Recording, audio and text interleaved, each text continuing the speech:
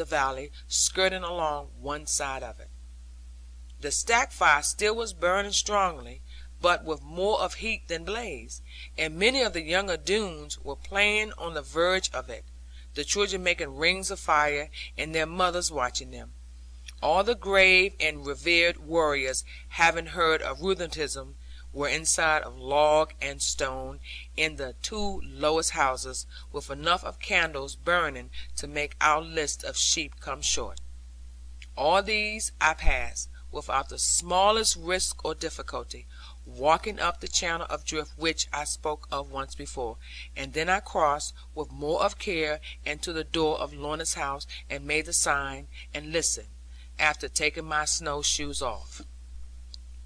But no one came, as I expected, neither could I see a light, and I seemed to hear a faint low sound, like the moaning of the snow wind.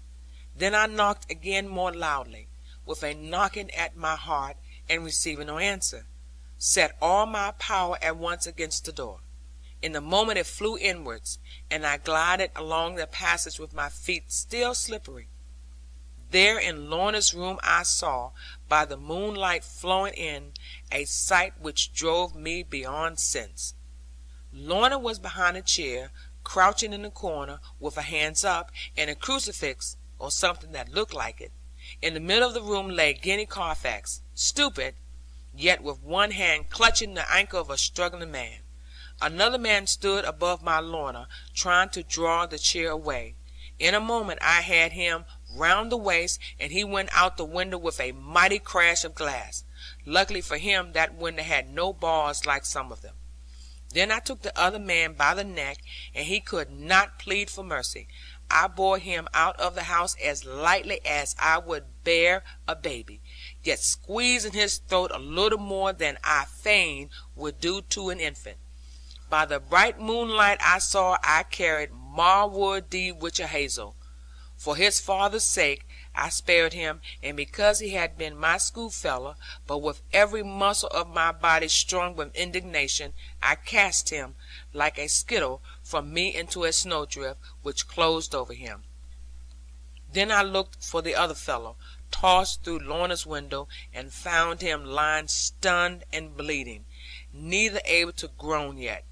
Charlie Worth Doone, in his gushing blood, did not much mislead me. It was no time to linger now. I fastened my shoes in a moment, and caught up my own darling with her head upon my shoulder, where she whispered faintly, and telling Gwenny to follow me, or else I would come back for her, if she could not walk the snow. I ran the whole distance to my slade, caring not who might follow me. Then by the time I had set up Lorna, beautiful and smiling, with the sealskin cloak all over her, sturdy Gwenny came along, having trudged in the track of my snowshoes, although with 2 bags on the back. I set her in beside her mistress, to support her and keep warm, and then with one look back at the glen, which had been so long my home of heart, I hung behind the sled, and launched it down the steep and dangerous way. Though the cliffs were black above us, and the road unseen in front, and a great white grave of snow might at a single word come down, Lorna was as calm and happy as an infant in its bed. She knew that I was with her, and when I told her not to speak, she touched my hand in silence.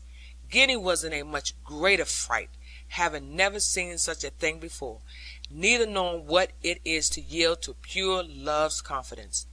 I could hardly keep her quiet, without making a noise myself.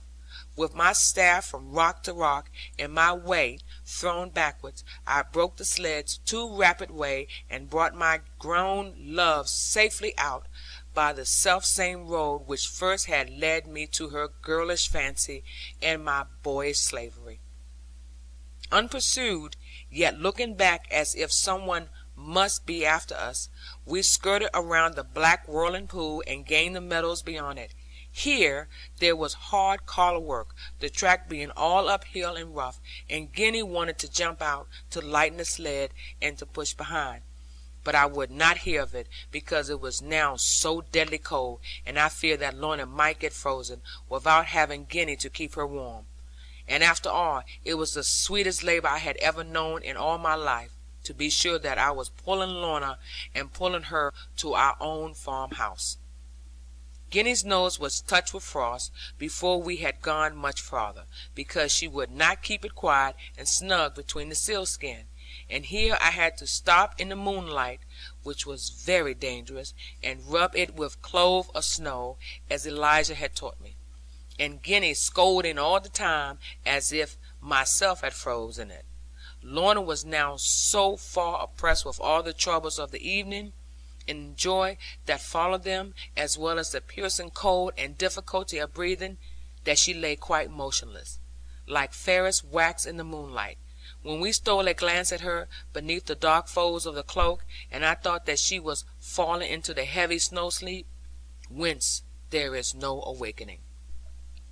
Therefore I drew my traces tight, and set my whole strength to the business, and we slipped along at a merry pace, although with many joltings, which must have sent my darling out into the cold snow drifts, but for the short strong arm of Guinea.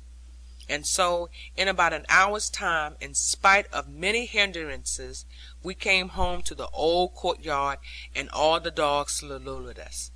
My heart was quivering, and my cheek as hot as the Doones' bonfire, with a wondering both what Lorna would think of our farmyard, and what my mother would think of her. Upon the former subject my anxiety was wasted, for Lorna neither saw a thing, nor even opened her heavy eyes, as to what mother would think of her. She was certain not to think at all, until she had cried over her. And so indeed it came to pass. Even at this length of time, I can hardly tell it, although so bright before my mind, because it moves my heart so. The sledd was at the open door, with only Lorna in it, for Guinea Carfax had jumped out, and hung back in the clearing, giving any reason rather than the only true one, that she would not be intruding. At the door were all our people. First, of course, Betty Muxworthy, teaching me how to draw the sledd, as if she had been born in it, and flourishing with great broom, whenever a speck of snow lay. Then dear Annie, and old Molly, who was very quiet, and counted almost for nobody; and behind them mother, looking as if she wanted to come first, but doubted how the manners lay. In the distance Lizzie stood, fearful of encouraging, but unable to keep of it. Betty was going to poke her broom right in under the sealskin cloak, where Lorna lay unconscious, and where her precious breath hung frozen, like a silver cobweb; but I caught up Betty's broom, and flung it clean away over the corn chamber, and then I put the others by, and fetched my mother forward. "You shall see her first," I said. "Is she not your daughter? Hold the light there, Annie." Dear mother's hands were quick and trembling, as she opened the shining folds, and there she saw my Lorna sleeping, with her black hair all dishevelled, and she bent and kissed her forehead, and only said, "God bless her, John." And then she was taken with violent weeping, and I was forced to hold her. "Us may tich her for now, I reckon," said Betty, in her most jealous way. "Annie, take her by the head, and I'll take her by the tossum. No taming to stand here like girlcocks. Now don't take on zo missus. There'll be foundation to Z low, but her'll be a booty." With this they carried her into the house, Betty chattering all the while, and going on now about Lorna's hands, and the others crowding around her, so that I thought I was not wanted among so many women, and should only get the worst of it, and perhaps do harm to my darling. Therefore I went and brought Guinea in, and gave her a pot full of bacon and peas, and an iron spoon to feed it with, which she did right heartily. Then I asked her how she could have been such a fool as to let those two vile fellows into the house where Lorna was; and she accounted for it so naturally, that I could only blame myself. For my agreement had been to give one loud knock, if you happen to remember, and after that 2 little knocks. Well, these two drunken rogues